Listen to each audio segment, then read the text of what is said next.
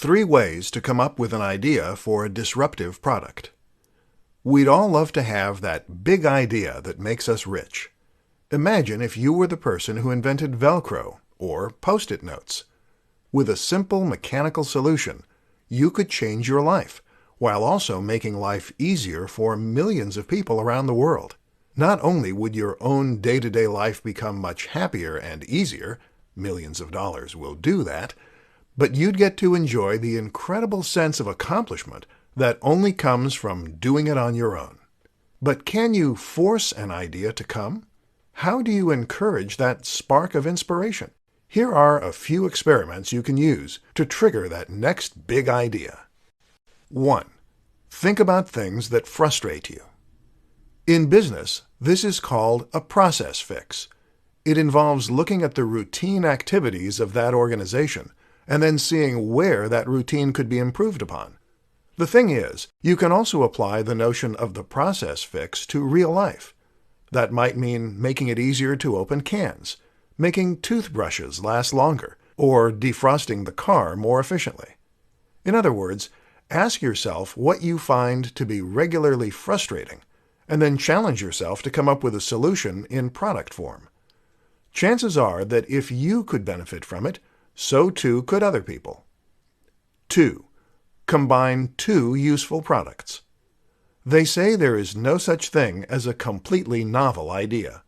That instead, the closest thing is to combine 2 existing ideas into something new. Well, why not embrace that reality by simply combining 2 ideas you like into one new idea? You see tons of inventions that work this way and serve a dual purpose, thereby removing the need to order 2 separate items, and they're often very successful. 3. Go for the next big thing. Many of us dream of products we wish existed, but which we know are impossible to make. Often, a good way to come up with a great idea is to look at those ideas and then try to make them more realistic. How can you take an idea that's impossible and create the next best thing using the realistic resources you have available to you? Often what you'll find is that you can get much closer to fulfilling the original brief than you probably expected. 4 innovative businesses you can learn from. Not every new business idea needs to be truly original.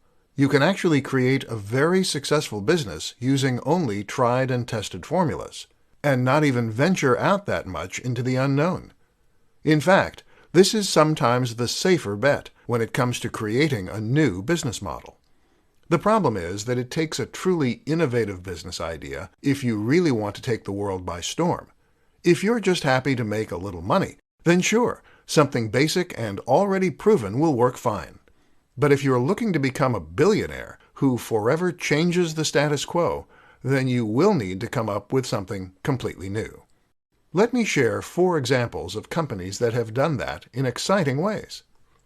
1. Facebook. Facebook completely changed the way that we interact with one another, the way we stay in touch with friends, and the way that we make new acquaintances. The idea of a social network is not new, of course, but it was the countless smaller ideas that Zuckerberg and the team implemented that really changed things up and ensured that the site was a massive sensation. 2. Uber. Uber is an example of a company that makes use of the sharing economy. This is a taxi service that is run by its users. Rather than pay obscene amounts for a taxi, why not hire someone local who is happy to give you a lift for much less? It's no exaggeration to say that this is making massive waves in multiple industries. 3. Airbnb. Airbnb is another example of a company that makes use of the sharing economy, this time by letting people share their spare rooms and outbuildings as alternatives to hotel rooms. Once again, this is changing industries, the hotel industry, and even the property market. 4. Nintendo. The House of Mario is a company that is constantly innovating, whether it's with motion controls or new gameplay mechanics. The latest innovation, of course, is the Nintendo Switch, which combines the company's portable and home consoles into a single machine. The appeal is the option to take AAA titles on the go with you, but then be able to play them on the big screen when you get home. It's early days yet, but so far the signs are very positive, and the company has sold more units than any other console at this stage in its life. In other words, you don't have to be a young, hip startup to innovate. 4 ways to make your Kickstarter campaign more successful. These days, coming up with an idea for an invention and then planning on selling it is always going to mean making a trip to Kickstarter. Kickstarter is the preeminent crowdfunding site, which means it's a platform on which you can announce an idea for a product and then see if there is a desire for that product. If so, then viewers can become backers and help fund the project, eventually receiving the resultant product at the end as a thank you. This means you no longer have to find an angel investor and give away shares of your business, and you no longer have to remortgage your house and pin all your hopes on a crazy idea. But going on Kickstarter is not a guarantee of success. In this presentation, we'll take a look at how you can help ensure a positive outcome for your product. 1. Make a great video. The most important aspect of your product page is to make a stunning video. This needs to demonstrate all the best qualities of your product, and it should have high production values, which will help make you appear more professional and capable. Invest in a good camera and editing software, and if you don't have the knack, hire someone who does. 2. Offer exciting incentives. It is normal to incentivize backers by offering rewards for different levels of funding. As you might expect, it's important to ensure that these incentives are exciting enough to actually be worth the money, so make sure that they are, whether that means offering discounted products, bonus packs, or the backer's name somewhere in the credits. 3. Time it well. As with comedy, timing is everything in the world of crowdfunding. Make sure you time the actual launch of the product well, but also think carefully about how long the campaign should run for and when it's going to end. 4. Prep and pickup. A strategy recommended by Tim Ferriss is called prep and pickup. The idea is that you're going to work on all the emails, ads, press releases, and other marketing materials before you launch your product. From there, you will have everything ready to go, and all you need to do is click Send at the appropriate times when the product is live. This prevents the scenario where life gets in the way and you can't promote your product as much as you should.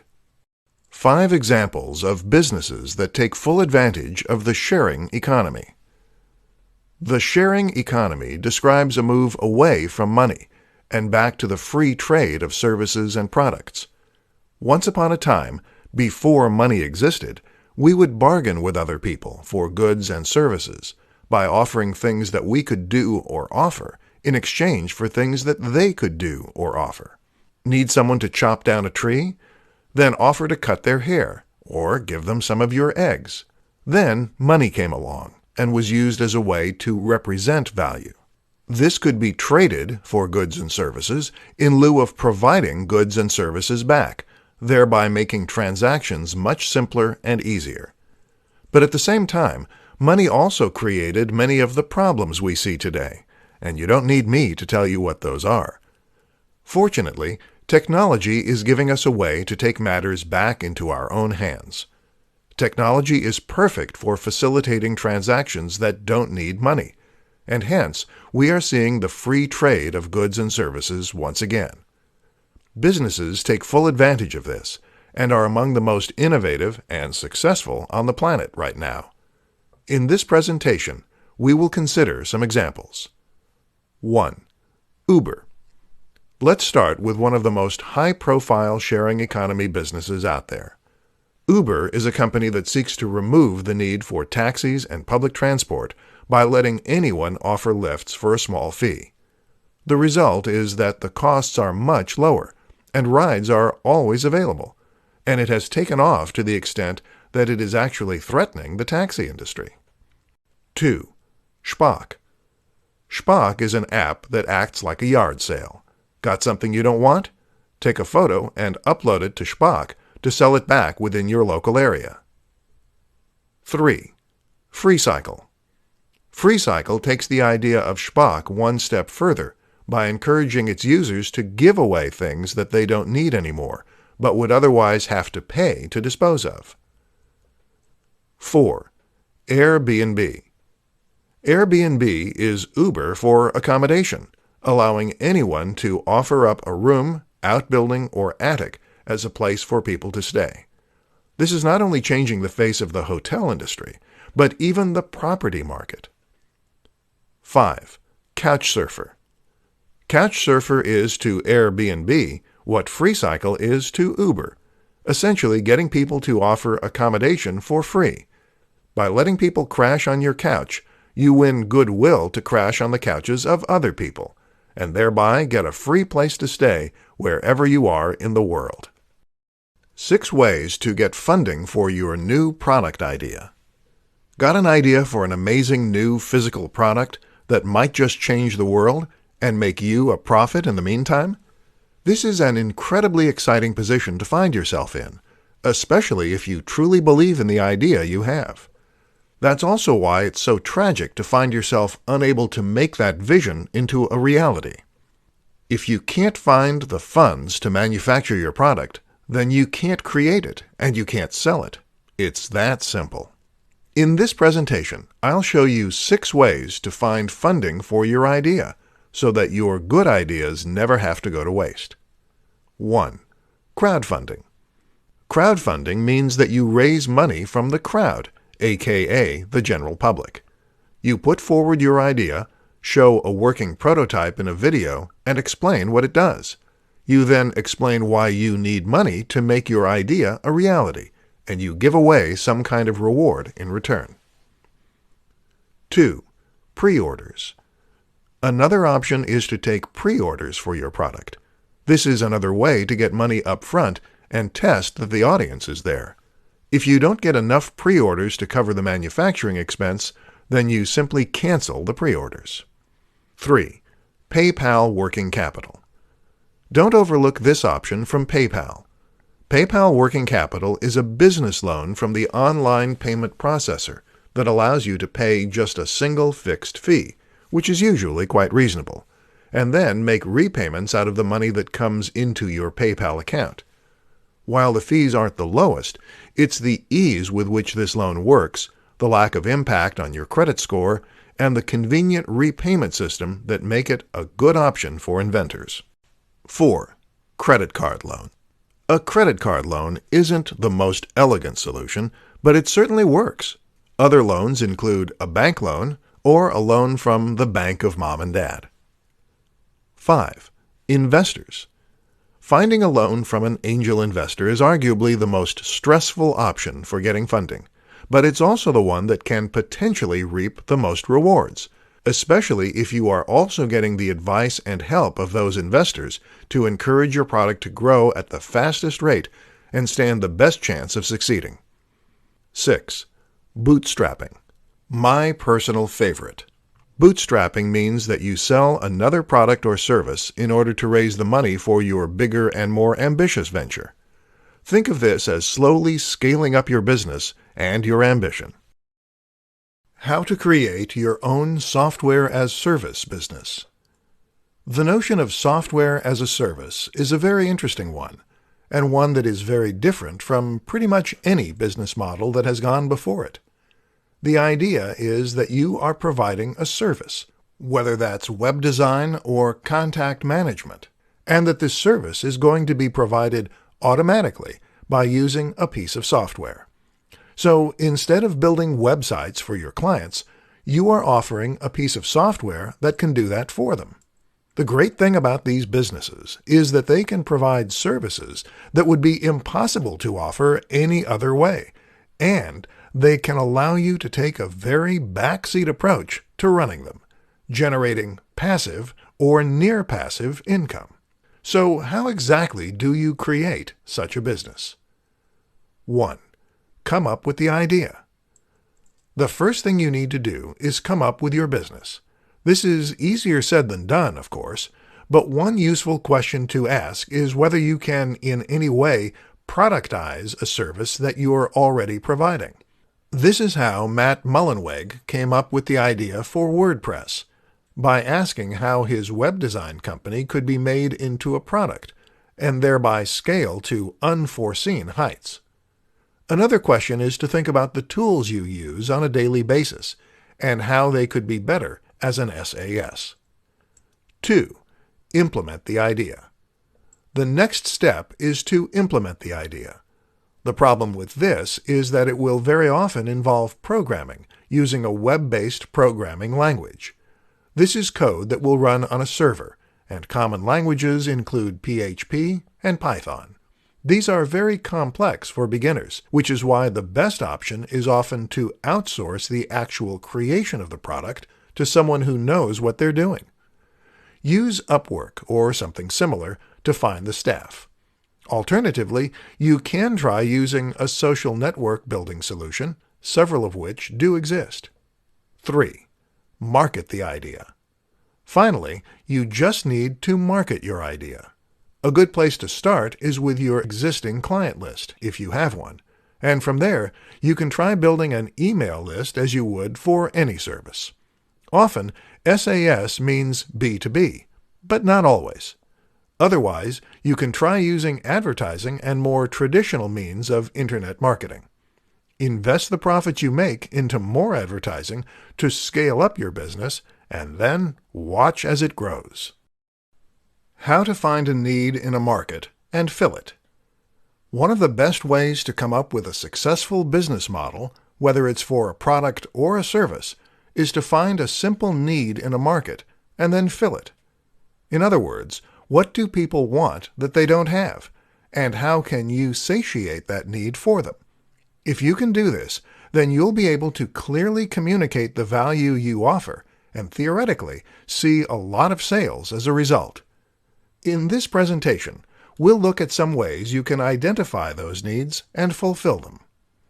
1. Look at existing products. One way to find a gap in the market is to look at the existing products in that space. What you'll likely find is that a few companies have got the niche stitched up, but that there is still room for improvement and still room for new products.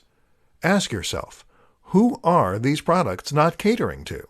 What don't these products do that could be useful? 2. Look for pain points. They say that a good writer should always write what they know. Likewise, a good business strategy is to always stick with industries and niches that you understand. In other words, when you choose what you want to make or offer, it is best to choose something that you understand, rather than something that you've never used or experienced yourself. This way, you can think back to your own personal experience of that thing and ask yourself what could have been done better. Or if there is a product or service you use every day and it fails, ask yourself how that product could have been made any better. Is that something you can fix? 3. Survey the market. Another simple way to find things that aren't out there is to survey the intended market. In other words, ask the people you're selling to what they would like to see more of and where they feel their needs aren't being met. 4. Consider smaller cross-sections. Speaking of the market, have a think about who the market includes and whether there is a group within that market which has distinct needs not felt by the rest. Maybe people who work night shifts could benefit from a twist on an existing product, or people with a certain disability. All these strategies can be fantastic ways to find new business opportunities. But remember that what made Steve Jobs so innovative and successful was his ability to anticipate what the market needed before the market knew itself. How to market your new disruptive idea. Got a new idea for a product or service that is going to be truly disruptive and change the way we see the world? Great. Only you're not the first, and you probably won't be the last either. The thing is, ideas are a dime a dozen, and actually the hard part is marketing those ideas and getting them to sell. That's where the marketing part comes in, and that's the difficult part. Unfortunately, it's even harder in many cases when your idea is exciting and new. Why? Because there is less point of reference and less context that you can use to explain your idea. So how do you get the word out about your new concept? Let's look at some options.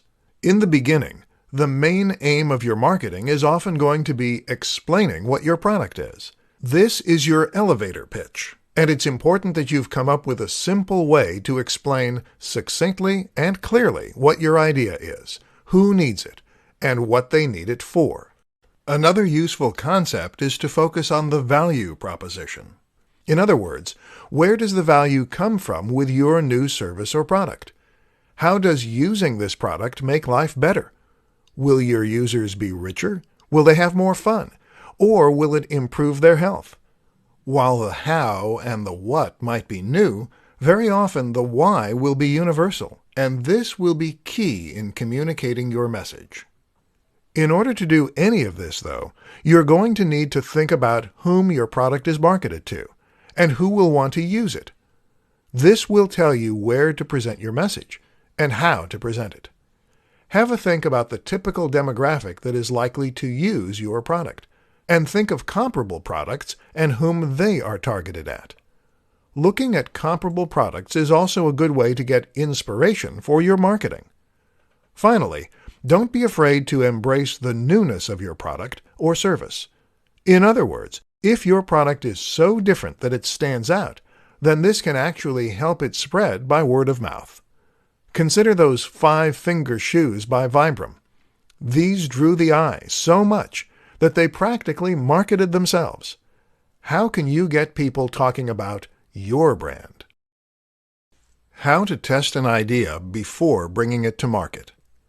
One of the worst things you can possibly do as an entrepreneur or any business person is to invest a huge amount of time and money into an idea that doesn't have an audience. If you spend thousands of dollars or countless hours developing a product that no one buys, then of course it is going to be money down the drain. And of course that may sound obvious, but it is an unfortunate reality that happens far more frequently than you might think.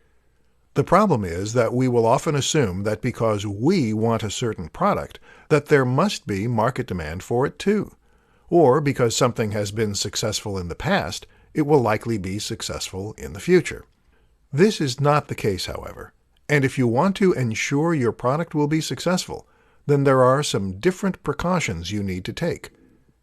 In this presentation, we'll learn what those are. 1. Validation. In business terms, we call what we just described validation. The aim is to validate an idea for a product or business, and then test if it really has appeal. One way of doing this is to try selling the product or service before it's finished. You can do this by offering a beta test of sorts, by taking pre-orders, or even by having a sales page that informs the buyer you're out of stock only once they try to make a purchase. This is important because very often people will say they're interested in an idea, but they're not necessarily willing to pay for it. To test if your idea truly has legs, you really need your audience to put their money where their mouth is. Then you can calculate how much money you would have made and whether or not that would have been enough to make the work worthwhile. 2. Fail fast. A similar approach is to invest as little time and money into an idea as possible, but still release the product or service. This way, you can then start selling it as quickly as possible and testing to see if there's an audience there. If the product sells as is, called an MVP or minimally viable product, then you can invest more time in developing it and marketing it. If not, you move quickly on to the next project. Hence, fail fast. Top mistakes that new entrepreneurs make. Got a big new idea? Great. In all likelihood, you're probably extremely excited to bring it to market, whether it's some kind of service or some kind of physical product. Either way, though, you are now at a crossroads.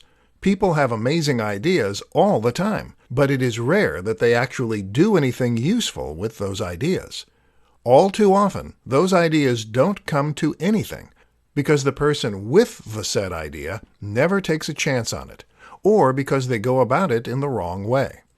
Here are some of the most common mistakes that have robbed the world of truly incredible ideas, and what you can do to prevent the same fate happening to your own innovations. 1. Not validating the idea. Validation essentially means testing that there is an audience for a product or service. Having a great idea is one thing, but having a great idea that will sell is another. And if you want to make this a business, then you need to be able to sell it. To find out, you need to do some kind of trial run. This could mean selling a beta version, taking pre-orders, or running a Kickstarter.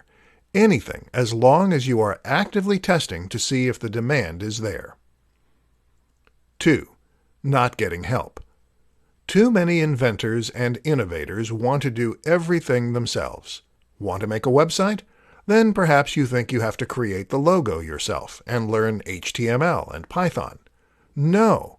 The way real professionals do it is to always outsource the most difficult parts of the process. This will save you time, and it will also result in a more professional final product, because it will be built by people who do this stuff for a living. 3. Not telling anyone the idea. Why don't entrepreneurs get help?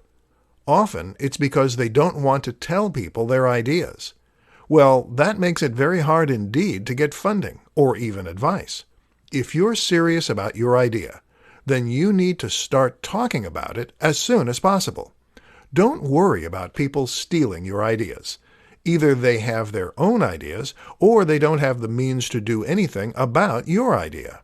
The best way to protect an idea is to do it first and to do it best. In other words, stop making excuses and just do it.